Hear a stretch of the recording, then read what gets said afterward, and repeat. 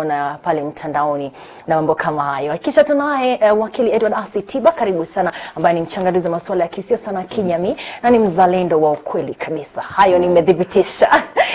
Naam, kisha tunaye Moitalela ambaye ni mshauri wa masuala ya uongozi. Nimeipata?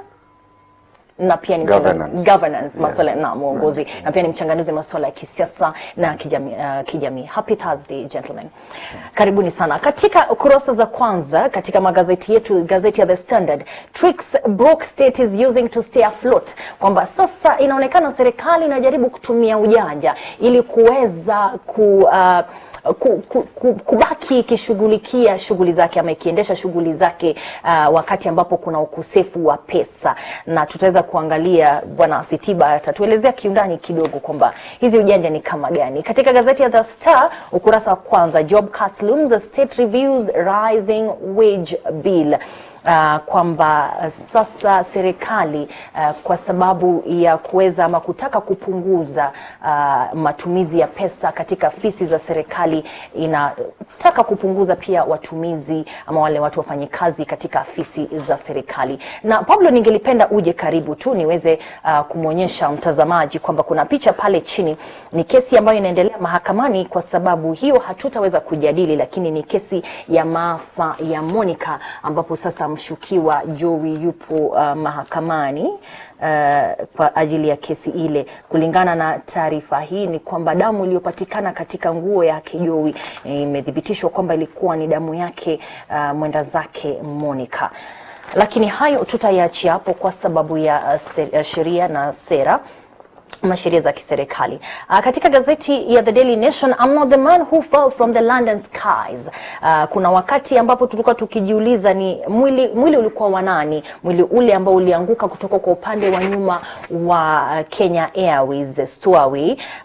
Mtu mmoja inaonekana kwamba alikuwa katika upande wa nyuma wa ndege ile, kisha mwili ule ukaweza kuanguka. Picha ikatolewa na kisha baadaye wale watu ambao wanamfahamu yule mtu ambaye picha yake ilikuwa pale, wakasema kwamba yeye yuko hai, na leo amejitokeza kwamba yeye yuko kwenye jela na ile picha ilikuwa yake, ila yeye si mfu, mwili haukuwa wake. Hayo kando, tuangazie kwa undani. Tuanze na gazeti ya The Standard. Taarifa hii imeangaziwa kwa undani katika ukurasa wa 4 na wa 5 wa The Standard, kwamba kwa sababu hamna pesa ya kutosha. Hilo ni jambo ambalo tumesikia. Tumezungumza juu ya masuala ya mikopo na mambo kama yale, na kwamba serikali imeendelea kusisitiza kwamba haina pesa na inatafuta mbinu ya kuweza kupunguza matumizi ya pesa katika idara za serikali. Na kwa sababu hii tumeona idara zingine kama mahakama na idara zingine pia zikipunguziwa matumizi ya pesa, mambo kama kahawa, usafiri wa ndani kwa ndani na mambo kama yale. Na sasa inaonekana pia wale watumizi ama wale wafanyikazi katika idara za serikali ama public servants pia huenda wakaachishwa kazi ili kupunguza matumizi ya pesa katika serikali. They want to reduce the wage bill. Bwana Asitiba, nitaanza na wewe. What does this mean for the country? What does this mean for a country that is ailing economically and employment wise? Hii inamaanisha nini kwa nchi ambayo sasa inatashwishi katika hali ya uchumi na hata hali ya ajira kwa vijana?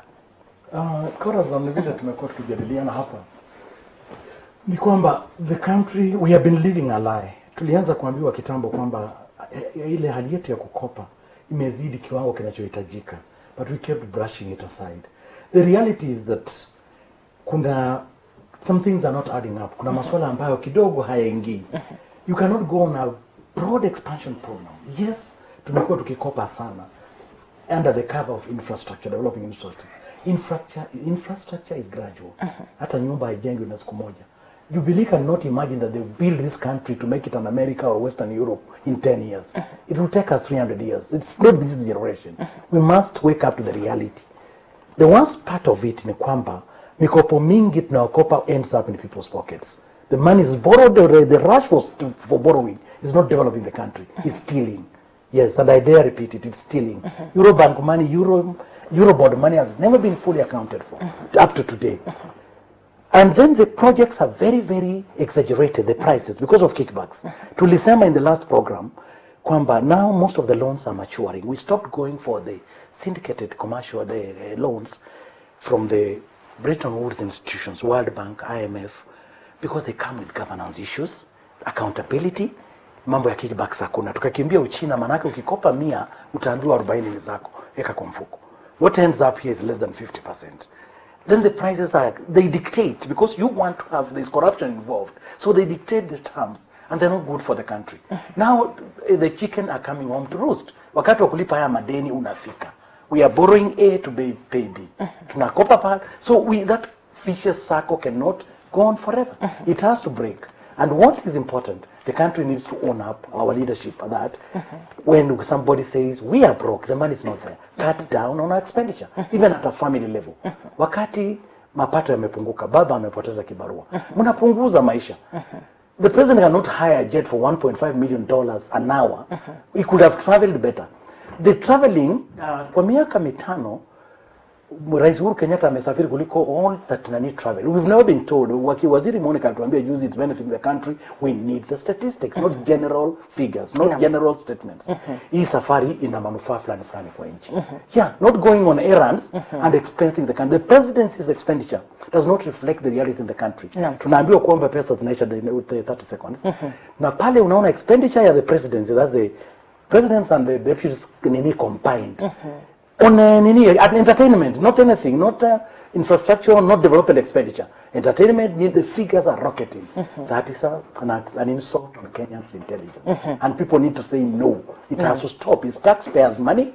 All these offices are a creation of the Constitution. They are below the law. The presidency is not above the law. It's the Constitution that creates the presidency. So nobody should cheat us that. It's the other way around. It's the Constitution. No. That's what we say. Nobody's above the law. Correct. Mundalo, tumeona kwamba makampuni yanafungwa, kwamba watu wanapoteza ajira, na sasa tunaona kwa sababu ya kupunguza matumizi ya fedha za serikali, pia hata serikali inataka kupunguza nafasi za ajira. Hii inamaanisha nini kwa nchi yetu? Kitu ya kwanza, asante sana kwa kunikaribisha hapa TV47. Na hiyo shida ambayo tunazungumzia ni shida kubwa sana. Sababu when you look at it, mimi huwa nakuwa na shida sana wakati tunaongelea mambo ya madeni ya Kenya na Rotich hayuko jela. Kwa sababu the principal problem that this country had for about 7 years ni wakati Rotich amekuwa waziri wa masuala haya. Kwa hivyo that is the first problem that we have. Rotich needs to be behind bars by now. And one of the biggest other problems we have is that every other time we discuss these debt management issues, people come up with the issues of we are doing development. And just the way he puts it, you cannot do development in one day. We cannot build these things in one day. And the biggest problem, shida kubwa kabisa, ni pesa ambazo tunatumia. The same project that Tanzania is doing using and Ethiopia, when you come to Kenya, tunatumia pesa zaidi ya mara 3 ile hao wanatumia. And this is a big problem. And when we come now to the issue of job cuts, as a young person in this country, I'm very disappointed. Kwa sababu unaona watu ambao wanapoteza kazi ni vijana. Vijana ndio wanapoteza hizi kazi. These are the people between the ages of about 25 to about 35 years. Ndio wanapoteza hizi kazi. Instead of the government coming in to ensure that even the private sector is sustainable, they are the ones ensuring that the private sector is dying. Tuliona SportPesa ilifunga. Sasa hii tumeona Silverstone inafunga. Tumeona layoffs even now in government parastatals kuanzia Kenyatta University na zingine. We have a lot of layoffs. Kwa hivyo serikali hiwezi kaa chini. Rais anatuambia ya kwamba we are doing development in the country, and yet in the development Kenyans are losing jobs. It points to a big problem, and one of the government should know that it's a ticking time bomb to have people who are educated and unemployed, because that means you are going to have very technical robbery, very technical crime. Naam, shukrani sana Advice Mundalo. Najua kwamba ndimi za Kiswahili ni ndimi za 5, lakini na kuhimiza mtazamaji wangu naye aweze kupata kunufaika. Mwitareli, imebainika kulingana na matamshi haya kwamba uongozi, ajira, nafasi za ajira na hali ya uchumi ni mambo ambayo yanaambatana kwa ukaribu sana. Jaribu kutufafanulia haya. Kwanza nataka kusema hatuko vibaya sana vile inakuwa perceived. inaonekana tuko vibaya kabisa kulingana na vile wenzangu wanavyosema. Hatuko vibaya sana kwa kiuchumi ama kiajira? Kiuchumi hatuko vibaya kwa sababu kuna hiyo hisia kuwa tumejitumbukiza katika madeni mingi kabisa. Lakini hapo sasa kuna shida, yani kuna paradox. Kwanza sisi tunataka kukua kama Asian Tigers, kama Singapore, kama hizo nchi za Asia. Lakini hatutaki kuinvest kwa infrastructure. Penye kuna shida hapa ni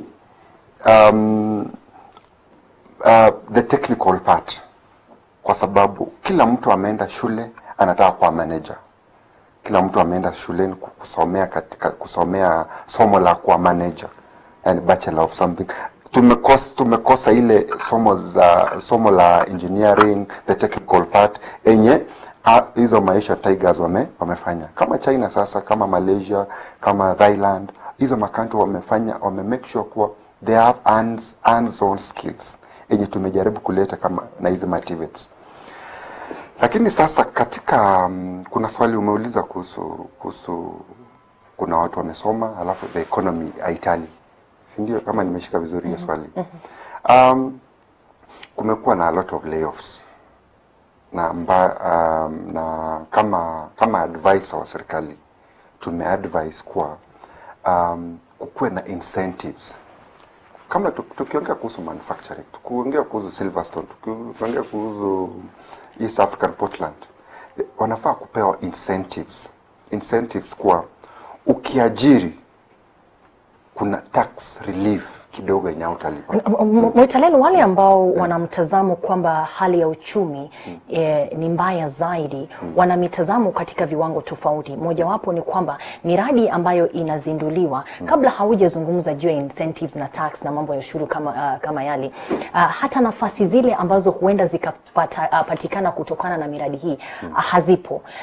Ni miradi ambayo ni miradi ya viwango vingine inayozinduliwa kutumia mikopo na pia haikumbatii ama haiwezeshi mwananchi wa kawaida. Na hali pia wamesema ni mbaya kwa sababu ni miradi ambayo inaingizwa katikati ya mwaka wa uchumi. It's in the middle of a financial year that we are talking about Naivasha, we are talking about the electrification, we are talking about the expressway and the double decker, na ni kinyume ya katiba. Na tumeona serikali ikijaribu kushinikiza mabunge kuweza kukubali kwamba waongezewe tena pesa zingine ama hela zingine kuweza kufanikisha haya, ambapo ingeeleweka kama wanafanikisha hii miradi na ni miradi ya kuweza kuwezesha wananchi na vijana wapate nafasi. Tuliona SGR wakazi wa pwani wakilalamika. Lamu sasa wakazi wa pwani wanasema almost 5,000 or 4,000 youths are not going to have jobs. In Kisumu we know that already 10,000 traders have lost their opportunities and many more like that. How can you say that it is not a bad situation economically before you talk about incentives? But unajua change, mabadiliko inakuanga ngumu always. Kila wakati kubadilisha mfumo kutoka mfumo wa barabara kwenda railway ni tofauti. Lakini unajua sasa kama wakazi wa Mombasa walikuwa wamecapitalize, walikuwa wamejiingiza kabisa katika biashara ya usafiri, ya kusafirisha. So inamaanisha kuwa wanaona kila kitu inaenda sasa kwa rail katika SGR. Lakini Kenya wajajua ni inatumia dakika ngapi ama saa ngapi kutoka Mombasa mpaka hapa. So katika value addition yenye sasa inafaa maybe serikali kuelekea ni kuwa katika stopovers. Ukileta mpaka dry port tena Naivasha alafu usafirisha mpaka Rwanda, katika hizo value addition ndio inafaa kuwa kuzingatiwa. So penye kuna shida hapo ni uhamasisho, kwa sababu involvement stakeholders wote wangefaa kuitwa, waambiwe sasa there is a transition from road to railway. Naam. Shukrani sana Mwitalelo. Nitarudi kukuuliza ni nani alikuwa anafaa kuhamasisha vijana na kuweza kuwawezesha ili waweze kujiposition ama kujiweka katika hali ya kunufaika na miradi hii. Nitakupa nafasi Bwana Sitiba kuweza kuleta kauli yako. Kidogo sitakubaliana kwa sababu alikosa kukubaliana na nyinyi. Sikubaliana na yeye kabisa, manake sio lazima ufike mwisho wa safari ndio ujue ulikuwa umepotea njia. unaweza kuona mwelekeo. Tunachopigania na mchanganuzi mwenzangu kwa upande wa kushoto mkono wangu ni kwamba mwelekeo ni mbaya. Tusingojee mpaka tutumbukie kwenye zile shimo la mwisho ndipo tujue hey, kumbe mambo yalikuwa mabaya. Corazon, hatuna shida na mikopo kama inaweza kuwa gradual na iwe ni ya investment kunini ili uzalishaji uwepo.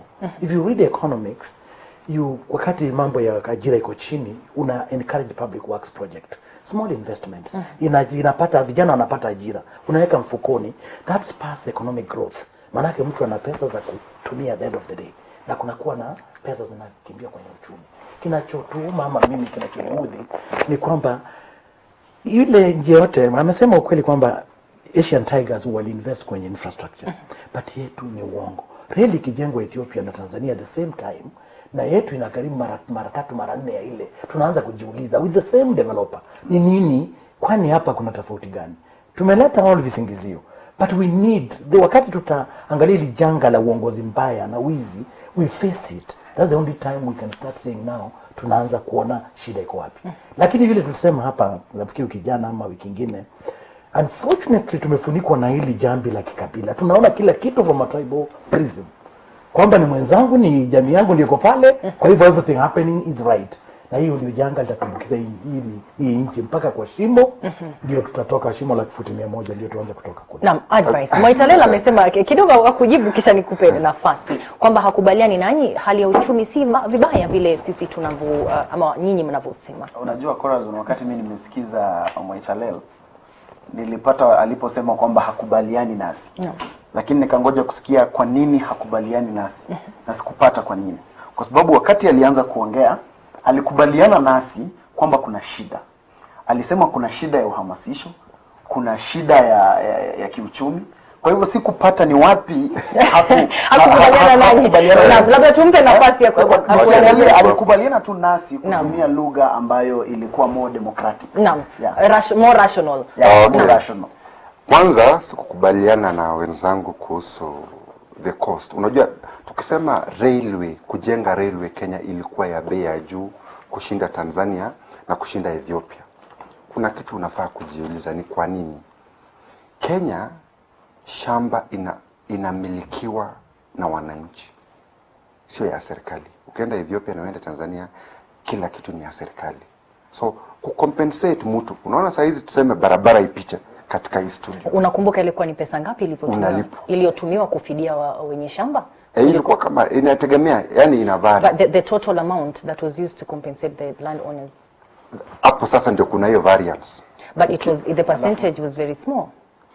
No, tukilinganisha not very small. No. It is significant. But it was not, ukijaribu kulinganisha, endelea. Sasa ukiona hapo sasa kuna shida. In a capitalist government or a society and a socialist kuna tofauti. So hapo pia ndio nasema kuna jambo. There is something behind it. Alafu sasa kuna mimi I'm on the side ya what is the way forward. Ni nini advice tunapea serikali? Kama sasa kusemekana saizi ni remedy gani imefanywa kurudisha shida yenye it is perceived to be there, especially pesa kuzunguka. Kulikuwa na an order juzi kuhusu treasury bills.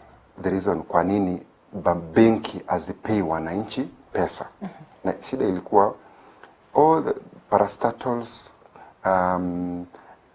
serikali ilikuwa inaomba pesa kutoka kwa benki. Na hakuna siku yenye benki ilikuwa inapea mwananchi mkopo. Sasa hapo imerekebishwa na kuna an executive order yenye inashughulikia hapo. Oda yenyewe imefuatiliwa kuhakikisha kwamba benki sasa imefuatiliwa. Hakuna sasa serikali haiombi tena kwa mabenki. Alafu tena pending bills. Mnakumbuka juzi rais akiuliza ni kwa nini tuko na shida, tuko broke. Alikuwa anauliza nani, the audience alikuwa nani? Kuna executive order kuna order ya county governments Anybody anadaiwa na county government anafaa kuwa amelipwa saizi. Ni mabilioni kama 56 billion. Hiyo ndio ilikuwa inafanya economy, uchumi iende chini kabisa. Because kama kuna kampuni na umesupply county government na haijakulipa for 3 years, uko na loans, uko na nini, hiyo ndio ilikuwa inafanya uchumi udorore kabisa. Alafu pia parastatal zote zimeambiwa zilipe pending bills. I hope sasa the ripple effect itafikia common mwananchi, kwa sababu kama kulikuwa na barabara imetengenezwa, unaona watu wanafanya kazi kabisa, lakini hakuna pesa. Naam. Shukrani sana Moitalel. Sijui kama mna kauli za kujibu ama tuendelee. Mimi nina kauli kwa sababu kwa haya mambo pia nitapenda kulaumu wanasiasa. Kwa sababu sielewi mbona wakati between 2013 kufikia 2017 wakati serikali haikuwa na serikali mbili kati ya chama moja, kila mtu ambaye alikuwa upande wa serikali, upande wa Jubilee, kila mwanasiasa upande wa Jubilee alituambia kwa serikali lazima ikope, na wakafanya wengine ni kama hatuelewi economics. Leo wale wanasiasa ambao walituelezea mbona serikali lazima ikope ndio wale wanasema tunakopa sana. Na ukiangalia sababu yao ni kwa sababu saa hii wako katika hiyo chama ya serikali lakini katika upande mwingine wa serikali. Kwa hivyo the way our politicians are also crafted, kwamba they agree with something when it's convenient for them and disagree with it when it's not convenient. Ni kitu pia ambaye inaleta tashwishi. Naam. Bwana Siti. Kidogo ningeongezea tu kwa upande wa kukopa internal core borrowing. Initially mambo ya Europe and all that ilikuwa kwamba serikali giving the kijana mkubwa ama the bigger one with the muscle, they can borrow outside, waache commercial banks zipeane, because government cannot compete with small borrowers. Like treasury bill, they attract a better interest, so the commercial banks lean that side. Lakini sikubaliana kwa nani, commercial banks are commercial banks, they are driven by profit. Serikali has kutoa policy. Number 2, enabling environment is not there. We must walk the talk. Kenyatta can call all the CEOs in this country and tell them anything at the best place in this country. There must be a practical thing. Why are manufacturers packing and moving out? What is the cost of energy in this country, electricity, compared to nini? Upande wa kujenga reli bado sikubaliana mwenzangu. One, compensation ilikuwa small portion.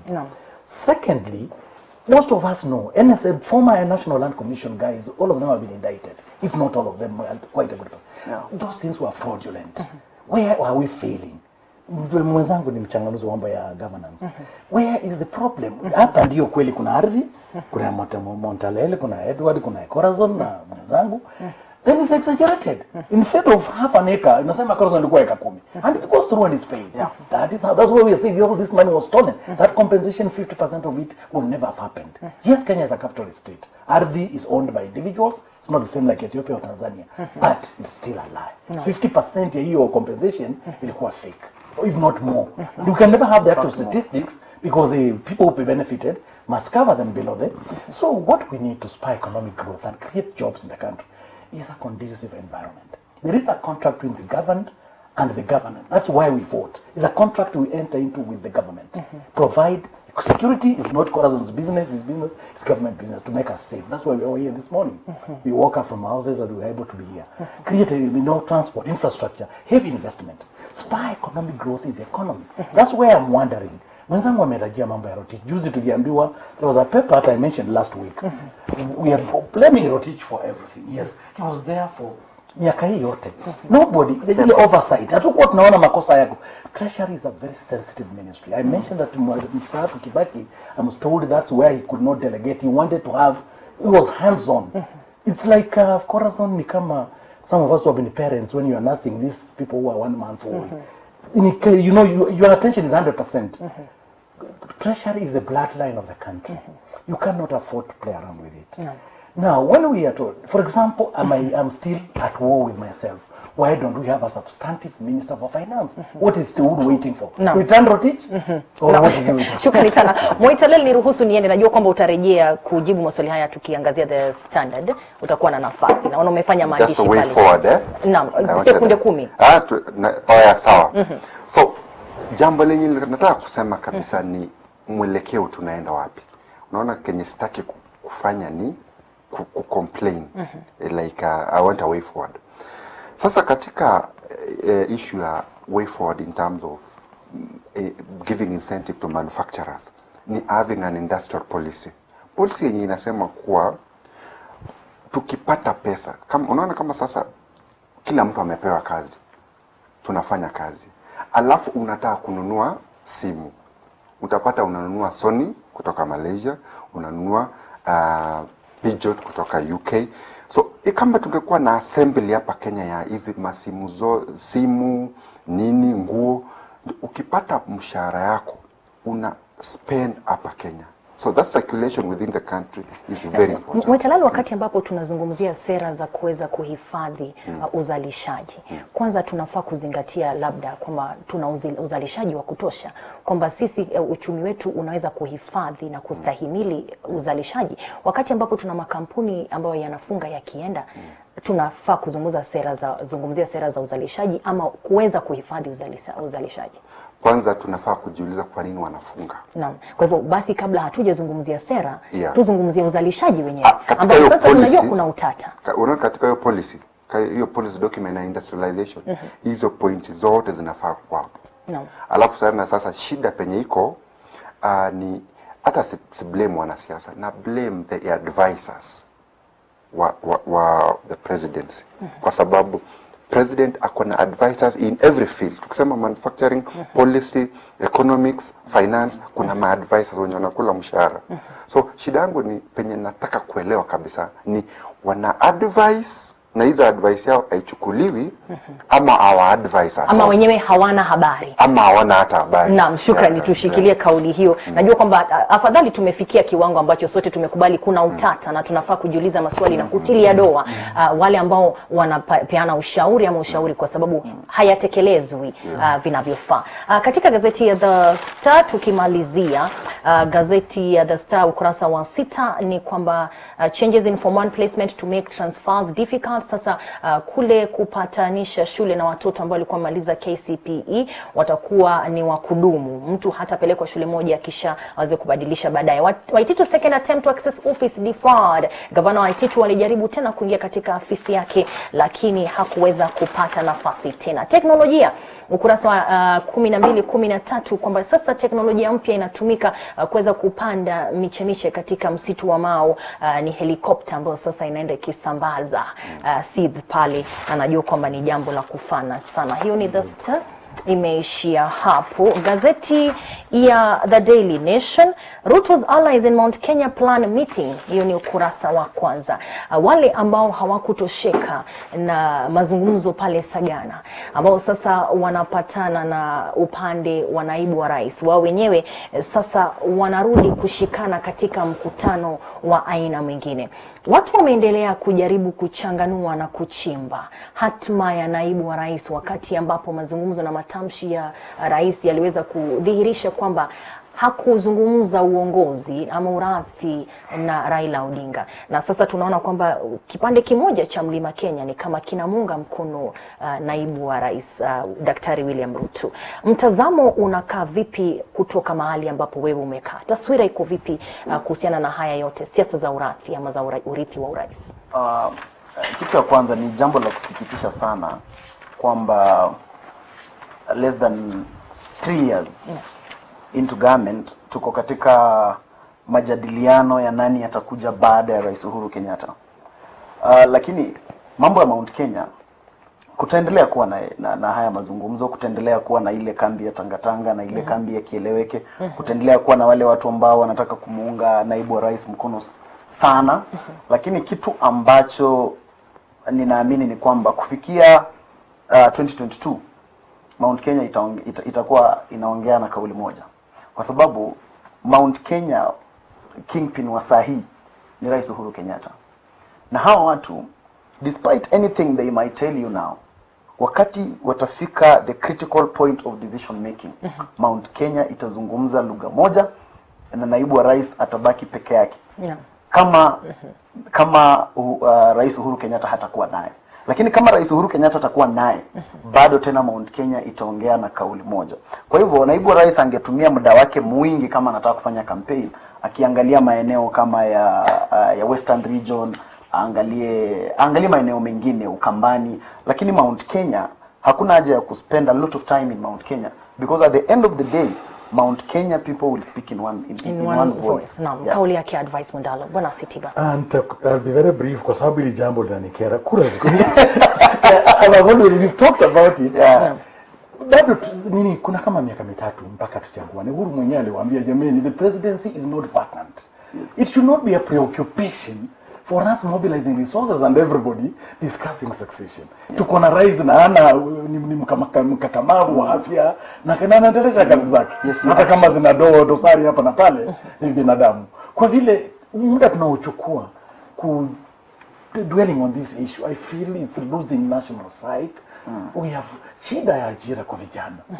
Mambo ya uchumi. I wish there was a national conference we are meeting in all the counties to discuss other things. Shida yetu nini? Mambo ya chai now, the lease for the multinationals in Kericho County.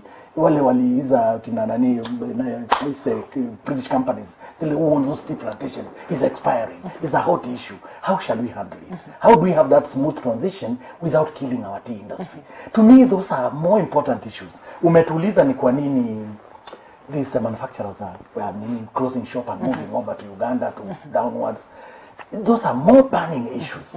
But we've been preoccupied. But nakubaliana mwenzangu nikimalizia, some of us are old enough, I believe. Mimi nimepiga kura kuliko nyinyi wote. I've been consistently voting from 1992. No. Faithfully hapa High Ridge Primary School. Mimi nimepiga kura pale, sijawahi kubadilisha. But I can also take you back kidogo, with due respect, maybe wengine kama mjazaliwa, kuanzia 63 when KADU dissolved to join KANU, then the Limuru Conference of 1966, where the trouble started between Raila's father and Kenyatta one. There was supposed to be 8 vice presidents. How many provinces do we have? 8. 8. It was to water down. So what I'm trying is politics of betrayal. And that has gone on. It played around between Jaramogi and Kenyatta one. Yeah. Played around between Uhuru, Moi and Raila. Yeah. Played Kibaki, Raila. And is again playing out. So Ruto better go back to the drawing board. Mount Kenya, at the end of the day, they will speak one vote. If there are people who are very solid in terms of their voting in this country, they are brothers from Mount Kenya. No. So, I really think it's all hot air. We better concentrate on a more important, pertinent issues affecting the country at the moment than the presidency. Shukrani sana Bwana Wasiti. So, saizi vile tunaongea, kuna dynamic, kuna vitu mingi zimebadilika. Kama vile tunaona saizi Central Province hawana presidential candidate. Sasa hapo ndio kuna loophole, kuna mwanya yenye watu wameona kuwa kama hawana presidential candidate, haijawahi kuwa tangu independence kwa Central Province hawana a very strong presidential candidate. Walikuwa na Matiba, walikuwa na Kibaki, wakawa na Uhuru, hata kuna wakati kulikuwa na Kibaki pia na Uhuru, 2 presidential candidates. Yes. So ile siasa kusema kwa Nyeri na Murang'a, siju Sagana River ikipita hapa nyenye mnavote tuko na sisi tunavote hapa, haiko saizi. So wachanganuzi na maadvisors wa Ruto wameona kuwa hapa wananchi wanaweza jiamulia bila kuambiwa. Nategemea vile unaweza kuenda kuongelesha walete na it is up for grabs. Lakini kenye tunafaa kuelewa kuwa succession politics, siasa ya urithi inakuanga very odd. Hata ukienda wapi, hata saizi ukienda America, kuna succession politics because wanaona kuwa wata-impeach Trump ama last time katika term ya mwisho ya Obama. Yeah. Siasa ilianza.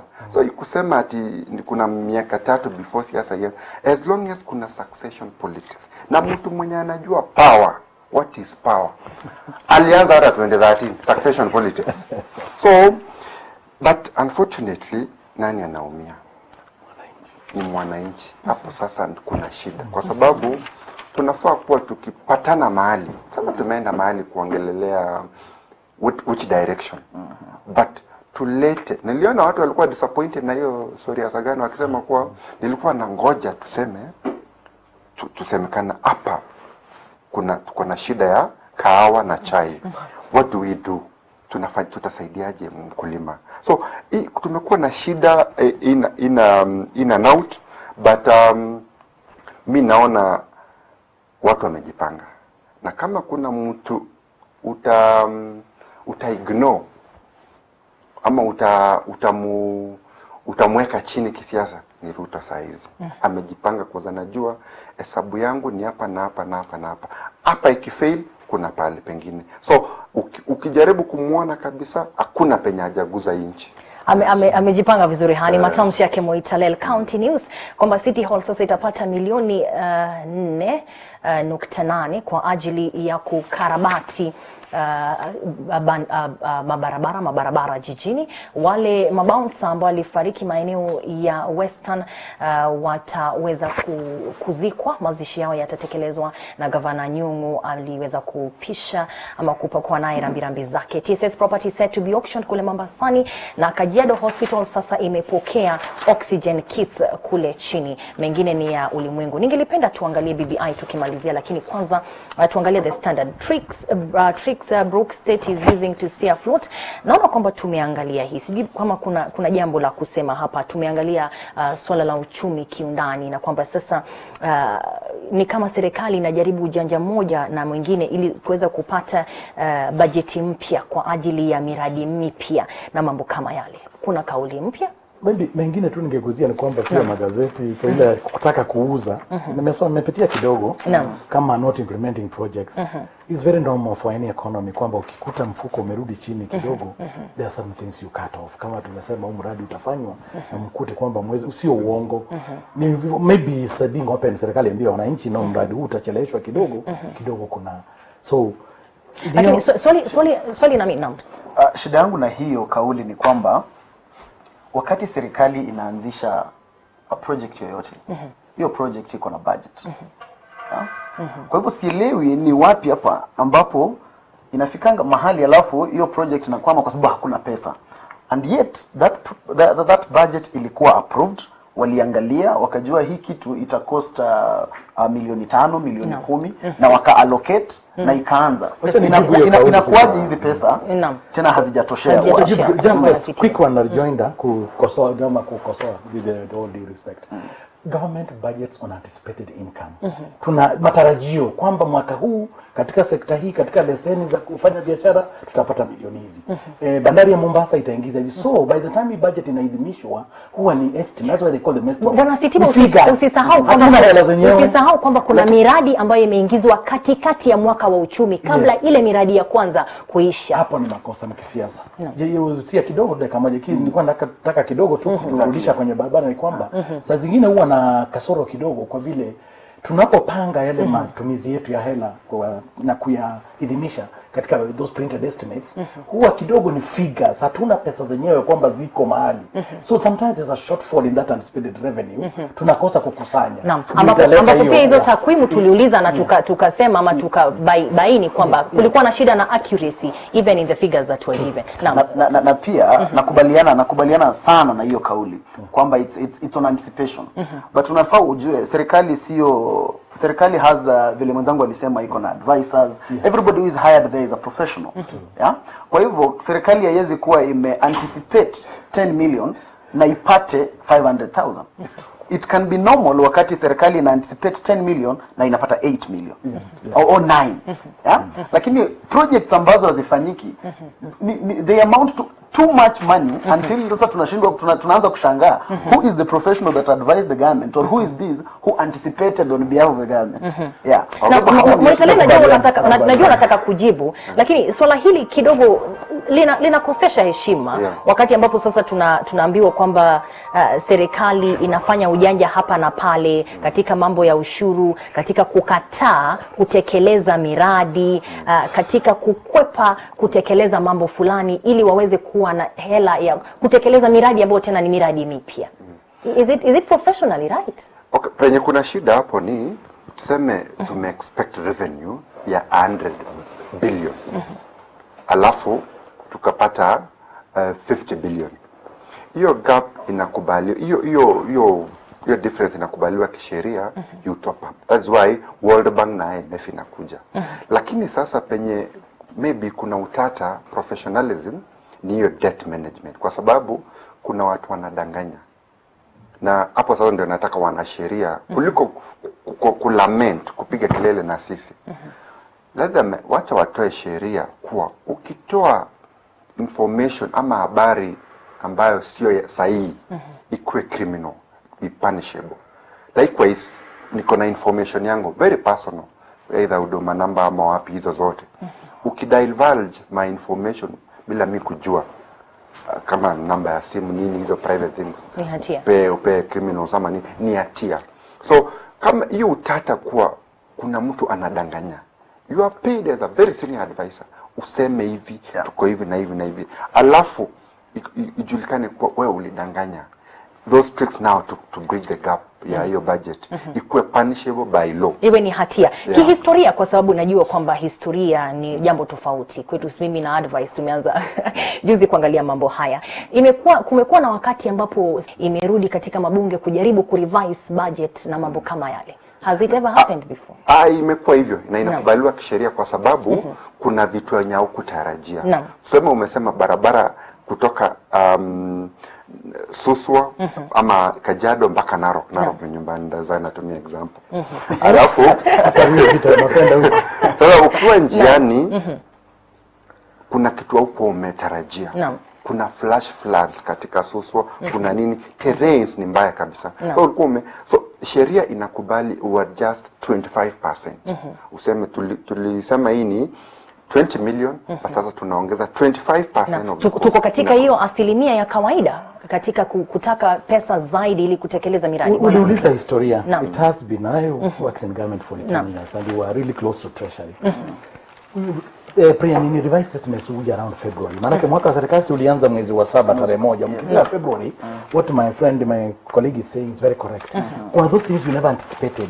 Kidogo kwingine mlifikiria mtapata 100 billion, mnakuta atuelekei huku. You can revise them. But now pale tumepotea kidogo, kujibu swali la Corazon, it has become frequent. Hata tangu mara nyingi sana teacher atoke ni ameingia, ni kama sasa ni a normal thing, which is really pointing our the way we plan our things and all that. Hata hiyo asilimia 25 tutaivunja sheria. Na kidogo ukinipa sekunde moja nitakuzia vile alisema sheria ya kupeana habari za uongo ipo. It's the implementation which is not there. It's illegal for me to come even produce even not being a public officer. Ukiingia hapa police station saizi useme Edward amekufanyia hivi na hivi na ni uongo, you can be charged. It's an offense. It's a criminal offense. Sheria zipo. Ni vile either they implement or we don't want to enforce them, because this is where we are all agreeing, public officers, we have been entrusted in managing our treasury, our resources, have lied to Kenyans. And we are all quietly sitting. Maybe we are waiting for Kio Mtoto to go to court, because you can institute public interest case.